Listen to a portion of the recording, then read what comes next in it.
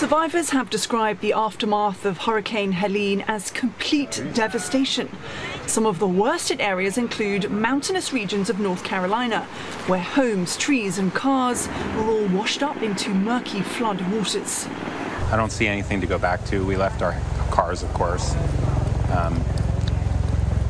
We have one suitcase, really, and so trying to figure out four people and a dog out of one suitcase. It's just surreal. Hundreds of people still need help. Many are without power and have no phone network or internet.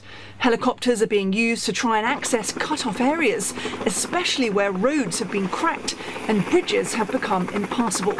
All of this has come just a month off from a presidential election, with many of the worst hit areas in swing states that will decide the result. Vice President Kamala Harris cut short campaigning earlier in the week to meet with federal emergency responders and is heading to North Carolina on Wednesday. Donald Trump visited Georgia, another battleground state hit by the storm.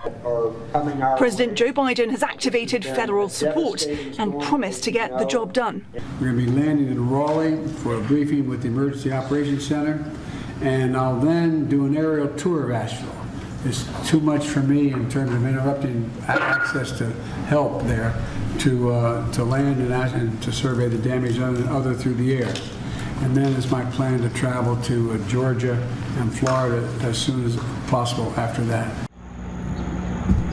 Amid this kind of flood damage, survival has to be top of mind for many people.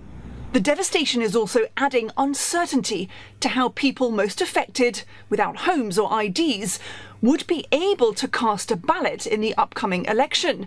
However, some election officials are saying they will find a way, even if people have to vote in a different way than usual.